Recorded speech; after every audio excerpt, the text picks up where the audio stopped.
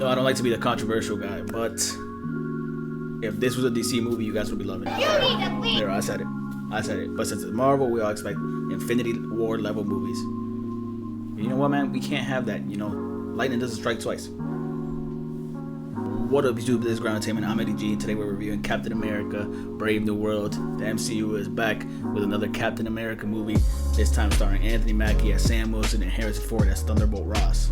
Alright, if you didn't already get it from the intro, I like this movie. Is it peak Marvel? No. Is it Infinity War level? No. But it's an enjoyable film, and it doesn't deserve all the hate it's been getting. The Rotten Tomatoes score to me is ridiculous. On the critic side, the audience side makes a little more sense to me. I would be much more closer to them than I am to the critics in this particular case. First off, let's talk about what this movie did good. I think Anthony Mackie, aka Sam Wilson, is a phenomenal Captain America. He did brilliant in my eyes. He brought his A game to this role. Everything he does in the movie, everything Sam Wilson does in the movie, I say that's probably how Steve Rogers would have done it too. It really solidifies him as Captain America, and it tells the audience, kind of shows the audience why Steve picked him in the first place. Going back to some of the earlier movies, Captain America, Winter Soldier, Sam Wilson looks at Nick Fury and goes, "Don't look at me, I do what he does, just slower." Don't look at me, I do what he does, just slower. Well, at that time it was true, but now he does exactly what Steve does, but at the same pace as Steve, without the super soldier serum. So I love that about this movie.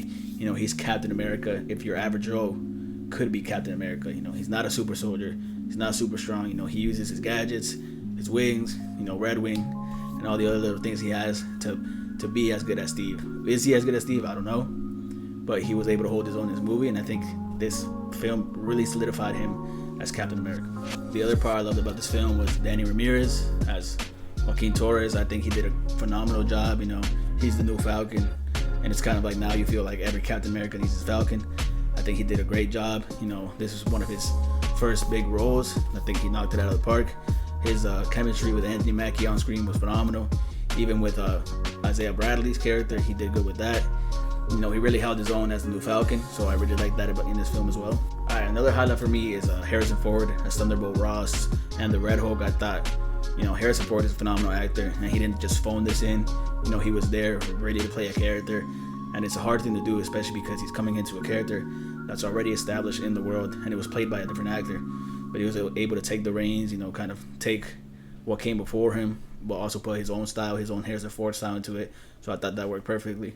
Also, the fight between him and Sam, towards the end of the film, slight spoiler, but I guess we all assumed this at the end of the film. Their fight was phenomenal. I thought the choreography was great, and we really get to see Sam in full action as Captain America and how he's able to hold his own. And a lot of people were complaining, oh, if he beats the Red Hulk, it's kind of like plot armor, but the movie makes it so that it's believable, that the outcome of the fight is believable. So I thought that was masterfully done.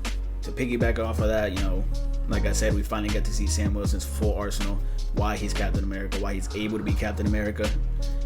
He holds his own in every fight. The way he uses the shield is slightly different to the way Steve uses the shield. His wings give him an advantage. The flight gives him an advantage, so it's like a flying Captain America. So it's a new Captain America, a new style of Captain America.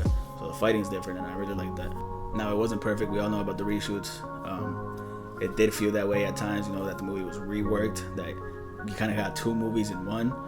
But I don't think it was bad enough to take away from the final product of the film. I think it was cohesive enough, although it felt slightly janky at times. I think it was cohesive enough to make it a solid film. So I don't think the reshoots really had that high of an impact, and I also think without the reshoots, we probably would have gotten a bad movie. So they were necessary, in my opinion. Like I said, ironically, I think the reshoots were necessary. I think Giancarlo Esposito was a great add to this film. His character was good. His fight scenes, the fight scenes between him and Sam Wilson were good. So I think he was a great addition to this film. And if I'm not mistaken, he was brought in during the reshoots. So like I said, this movie was better because of the reshoots, even though it did feel janky at sometimes. Ultimately, I enjoyed this film. It was entertaining. People are bashing it on it way too much. It was a solid movie. I will give Captain America: Brave New World a 7 out of 10. And when it comes to the Eddie G tag, I will highly recommend you catch this movie in theaters before it's too late. I also want to say before I go, don't let anybody, nor me, nor anybody else, form an opinion on a movie for you. You always got to get out, watch the movie yourself. The beautiful thing about film is subjective, so you got to go watch, form your own opinion. Don't just listen to Rotten Tomatoes. Don't just listen to the latest reviewer on TikTok. Just go out, experience it for yourself, and then make a decision. Other than that, I'm Eddie G, the Super Entertainment. Thanks for watching.